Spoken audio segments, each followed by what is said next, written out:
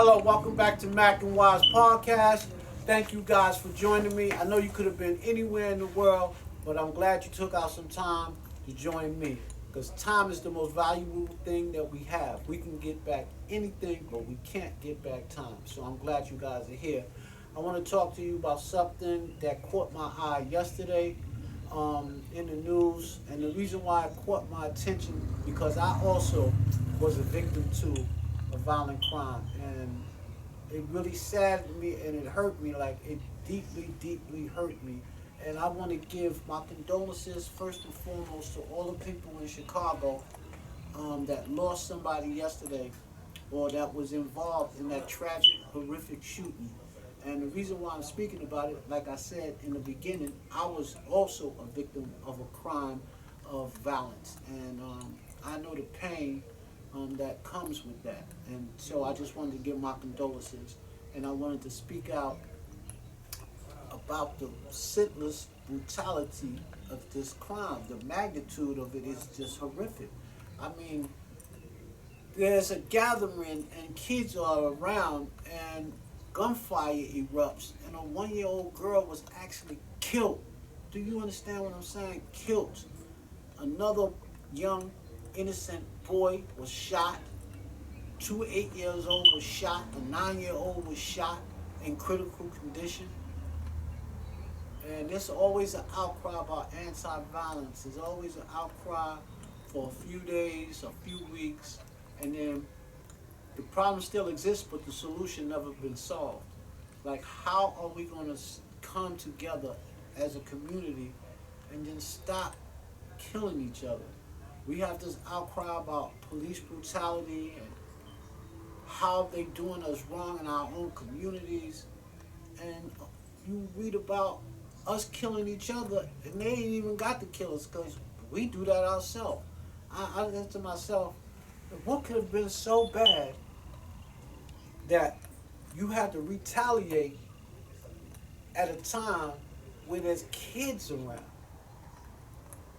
The kids that were killed, or the kid that were killed, and I don't even know because the other kids are in critical condition. But the one girl that was killed, she'll never grow up. She was 1 year old. Her light was snuffed out at 1. And I'm saying, what could have been that horrific that you had to retaliate with there's a bunch of kids involved? And the community is always like, you know, 1 minute we up in arms about brutality and police, and we up in arms about all the things that happen, that occur, and we should be, rightfully. But when are we gonna do exactly what we do when that happens, when a police officer kills one of us, and we up in arms, and we going to the councils, we going to the senators, we going to the mayors? Well, we need to be doing that and having them definitely have some kind of solution to a problem that's existed, seems like forever. And like I said, and the reason why I'm saying it is because I also was a victim of a horrific crime, and all my life was almost taken. And every time I hear about something like this, it just saddens me. I'm not political, and I'm not any counselor or anybody of substance where I can make a change or make a difference, but it really hurt me to my heart when I heard about a 1-year-old girl getting killed, 11 other people getting shot. And I'm saying to myself, when is this matter? Like, America is supposed to be the greatest country in the world, but we have the most mass murders, the most shootings out of any country, right? You know, it's like open season. You can't go to the mosque, you can't go to the church, you can't go to the mall, you can't go to school. Every day is something wicked is happening where there's a mass shooting and people just seem to act like it's normal. It's not normal. That's not a normal thing. To go to the mall and 20 people get killed, or go to church and 10 people get killed, or some bigot or racist go into a black church and kill, or a black person can go and kill a bunch of white people. It's just unheard of. Like, why has this become normal? How is this normalized? it's just crazy. And like I said earlier, my heart goes out to all the people that were involved in this tragedy.